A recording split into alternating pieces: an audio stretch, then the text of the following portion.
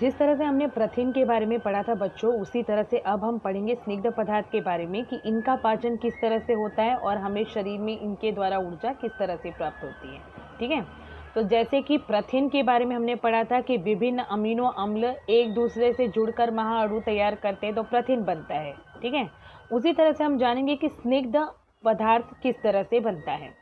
स्निग्ध पदार्थ बनने के लिए दो चीज़ों की आवश्यकता होती है, जो कि है स्निग्ध अम्ल और अल्कोहल।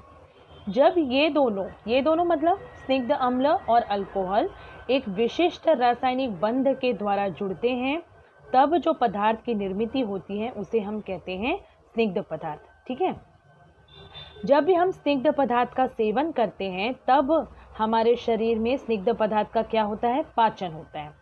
और आपको ध्यान होगा ये जो स्निग्ध अम्ल और अल्कोहल से स्निग्ध पदार्थ तैयार हुआ था, तो जब हम स्निग्ध पदार्थ का पाचन करते हैं तो उन्हीं रूपों में वो फिर से कन्वर्ट होता है, यानी स्निग्ध अम्ल और अल्कोहल में रूपांतरित होता है। उसके बाद क्या होता है, स्निग्ध अम्ल का शरीर में अवशोषण होता है, यानी कि ये शरीर में एब्जॉर्ब किए जाते हैं और एब्जॉर्ब होने के बाद ये शरीर के विभिन्न अंगों तक पहुंचाया जाता है रक्त के माध्यम से।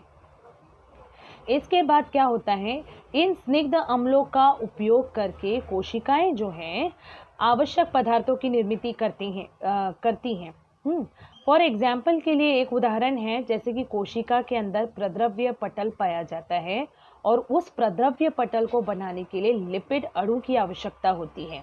और वो जो लिपिड अणु होता है वो किसके द्वारा तैयार होता है, स्निग्ध अम्ल के द्वारा तैयार होता है।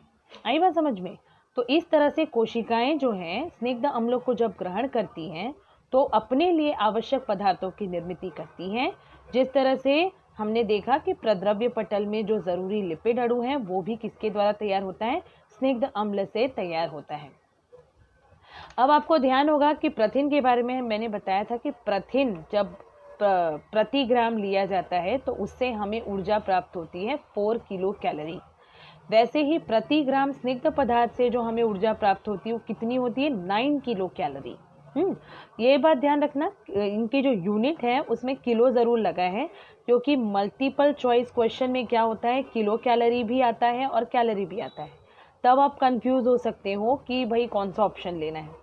तो ये आप यूनिट बहुत ध्यान से पढ़िए, किलो कैलोरी है 9 किलो कैलोरी। ठीक है, और जिस तरह से आवश्यकता से अधिक प्रथिन जो था वो क्या ग्लाइकोजन के रूप में संग्रहित हो रहा था। ठीक है, और वैसे ही आवश्यकता से अधिक खाया हुआ जो स्निग्ध पदार्थ होता है या सेवन किया हुआ स्निग्ध पदार्थ जो होता है वो चर्बी युक्त संयोजी उत्तकों के रूप में हमारे शरीर में संग्रहित हो जाता है। वो उत्तक बन जाते हैं जिनके अंदर चर्बी इकट्ठा हो जाती है और जो एक्सेसिव अमाउंट है स्निग्ध पदार्थ का वो वहाँ पर क्या हो जाता है, संग्रहित हो जाता है, उन उत्तकों में संग्रहित हो जाता है। कौन से उत्तकों में, संयोजी उत्तकों। तो इस तरह से हमने पढ़ा कि स्निग्ध पदार्थ के पाचन से हमें किस प्रकार से ऊर्जा प्राप्त होती है। ठीक है, और प्रति ग्राम स्निग्ध पदार्थ से कितनी ऊर्जा प्राप्त होती है, ध्यान रखिएगा 9 किलो कैलोरी।